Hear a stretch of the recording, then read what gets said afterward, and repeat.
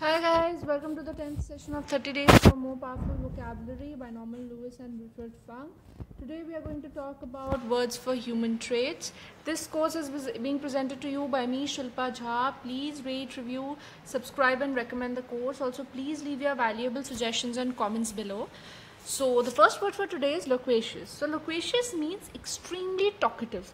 So this word is derived from a Latin word loqui, which means to talk. So somebody who keeps talking. I think the picture I found of a girl is because being talkative is something that is usually linked to girls, because people say that girls talk a lot. So that is why somebody who really talks a lot is loquacious.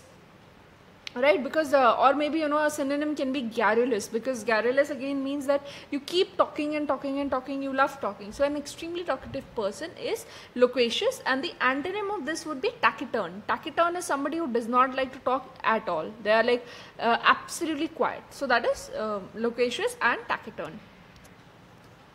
Alright, next we have gullible.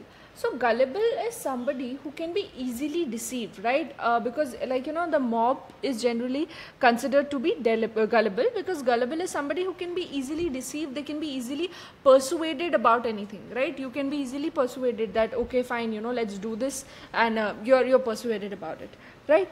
So a synonym could be, like, since I've received a lot of requests of synonyms and antonyms, so I'm just telling you, but I don't think it's going to be that easy for you to remember, but still I'll just try, right?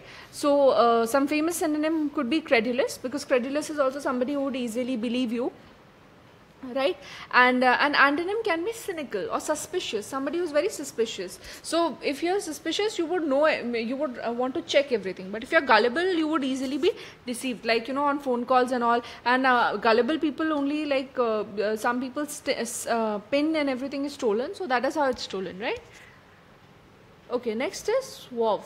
Suave is smooth and pleasant in manner, gracious, smoothly ingratiating, right? Like if you would have seen, this is a synonym, this is a word that is usually used for males, right? Like people who are really charming and confident and elegant. For example, I would say that waiters, or maybe even for that matter, even call center agents, they tend to be really suave. They tend to be very charming, and they'll speak to you in a very elegant way. So otherwise, these people who are very charming, confident and elegant, they are called suave, and this is usually related to a man. Okay, this is derived from a Latin word suavis, which means agreeable.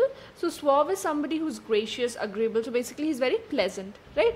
Of course, synonyms can be charming, debonair, sophisticated, and the antonyms would be rude or unsophisticated. Next is pompous. So pompous is marked by or assumed by self-importance, pretentious. So somebody who really likes to show off, who is, who thinks himself to be grand, who thinks he is very self-important. So that kind of a person is pompous. Right, or like we had read in the like one of the synonyms can be supercilious, something that we had read in one of the older sessions, right? Or self-important, that kind of a person is pompous, and it's derived from a Latin word pomp or pompix, which means full of grandeur. So that means he thinks himself to be grand, right? So he thinks he's very big, so that's how he'll show off, right? So that is pompous. Next is opinionated. Opinionated is very simple, unduly attached to one's opinions, obstinate on holding their beliefs. So somebody who is very, like, we can have bosses like that, who are very, very, thick about whatever they're saying. They're sure about what they're saying, and they are so obstinate about it, they don't want to change. They're like, if that is my thought process, if I'm the boss and if this is my thought process, then it ought to be right. So that is being opinionated. Okay, next is phlegmatic. Phlegmatic is an adjective which means by temperament, not easily perturbed. So basically somebody who is really calm, emotionally sluggish or responsive. I think I can relate this word to a stoic, because when we had talked about stoic, we said the same thing, right?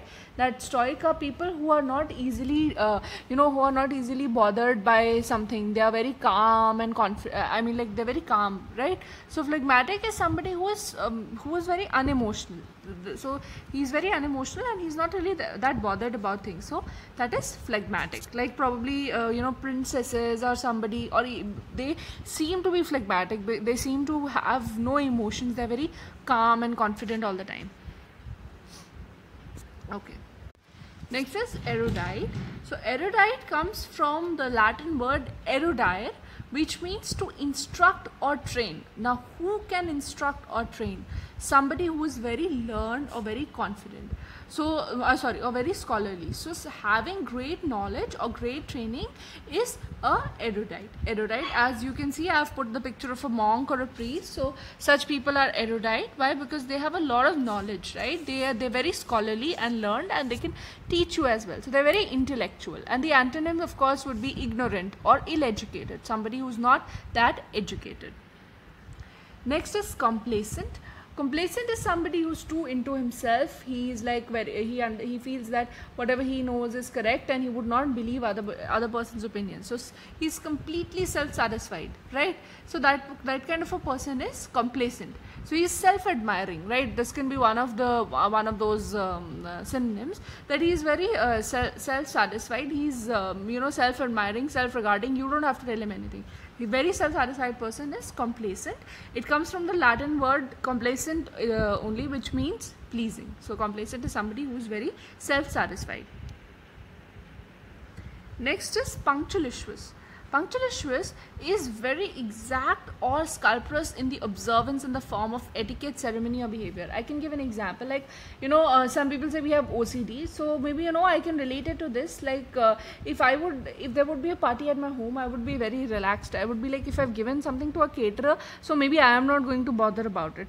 But there are some people who really bother. They are not people who would be like that. They would sit on there and they would just see the arrangement of forks and knife, whether it's proper or not. Right? So such people are very meticulous, scrupulous. So that means they are very punctilious. They're very precise about whatever is happening around. I mean, like, whatever is happening around, it means that whatever they put their hand in. So they're ultra careful, right? Next is indefatigable. So indefatigable basically means somebody who is not exhausted, right? That's so cool, yeah. They don't get exhausted. So in actually means not, and D means away, and fatigue means wear out. So that means somebody whose fatigue does not develop fatigue, so who can work tirelessly. So if somebody who is not exhausted by labor or exercise, so that kind of a person is indefatigable. Next is iconoclastic. Iconoclastic is somebody who mocks traditional beliefs or cherished beliefs, right? Because there are a lot of beliefs like what shall I say? Like crossing the road. Crossing the road. I mean, if a black cat crosses the road, then something bad can happen and stuff like that, right? So, but there are people who would mock it. That what kind of a thing is this? There is nothing. This is a belief a lot of people follow, but you might just mock it.